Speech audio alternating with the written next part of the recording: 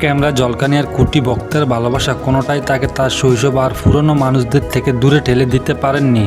90 দশকের ডালিউড কাঁপানো চিত্রনায়িকা দিলারা হানিফ পূর্ণিমা আরও একবার প্রমাণ করলেন, এক সময় চলচ্চিত্রের ক্যারিয়ারের শুরুতে কিংবা তার আগে শৈশব কৈশোর দিনে যেসব বান্ধবীরা তার পাশে ছিলেন, জীবনের বাস্তবতম সময় তাদের ভুলে যাননি অভিনেত্রী। একটু সুযোগ পেলে ছুটে যান গ্রামের বাড়িতে, মেতে উঠেন শৈশবের সেই চেনা বান্ধবীদের সাথে। সম্প্রতি সামাজিক যোগাযোগ মাধ্যমে ভাইরাল হওয়া একটা ভিডিওতে ধরা পড়েছে এমনই মিষ্টির মুহূর্ত।